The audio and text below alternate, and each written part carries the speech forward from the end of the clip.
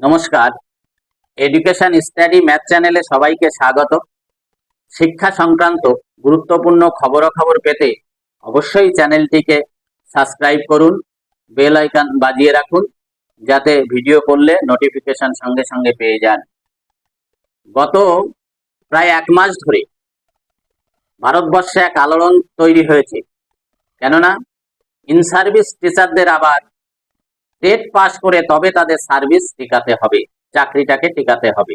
সেই রায়দান করেছে ভারতবর্ষের সর্বোচ্চ আদালত।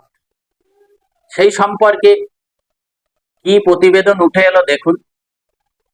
গত 1 সেপ্টেম্বর 2025 ইন সার্ভিস টিচারদের টেট পাস বাধ্যতামূলক সংক্রান্ত সুপ্রিম কোর্টের দেওয়া রায়কে কেন্দ্র করে সারা দেশে আলোড়ন সৃষ্টি হয়েছে। এই রায়কে কেন্দ্র করে এখনো পর্যন্ত 2টি রিভিউ পিটিশন দাখিল করা হয়েছে। প্রথম রিভিউ পিটিশনটি দাখিল করেছে শিক্ষকদের সর্বভারতীয় সংগঠন all India primary teachers federation. দ্বিতীয় এবং অত্যন্ত গুরুত্বপূর্ণ রিভিউ পিটিশনটি দাখিল করেছে উত্তরপ্রদেশ সরকার। এই মামলাটির অবশ্য করা হয়েছে আঞ্জুমান ইসাদি তামিল ট্রাস্টের বিরুদ্ধে, যারা সুপ্রিম কোর্টে মূল মামলাকারী সংস্থা। শোনা যাচ্ছে মামলাটি গৃহীত হয়নি টেকনিক্যাল ফল্টের জন্য, তবে আবার রিভিউতে যাচ্ছে এ সপ্তাহের মধ্যে। এছাড়া কেরালা, তামিলনাড়ু সহ একগুচ্ছ রাজ্য সরকার এর বিরুদ্ধে রিভিউতে যাচ্ছে। এছাড়াও পশ্চিমবঙ্গের নিখিলবঙ্গ প্রাথমিক শিক্ষক সমিতিও এবিপিটিএ রিভিউতে যাচ্ছে। যাই হোক, আমার প্রতিবেদনের বিষয় সেটি নয়। আমার বিষয় পশ্চিমবঙ্গ রাজ্য সরকার কি করলো। যারা দুর্নীতি করে চাকরি পেল, যারা ওএমআর শিট ম্যানিপুলেট করে চাকরি পেল, যারা টেন্টেড বলে চিহ্নিত হলো, তাদের জন্য কোটি কোটি টাকা খরচ করে হাইকোর্ট থেকে সুপ্রিম কোর্ট, আবার সুপ্রিম কোর্ট থেকে হাইকোর্ট মামলা থেকে রিভিউ পিটিশন কিনা করলো।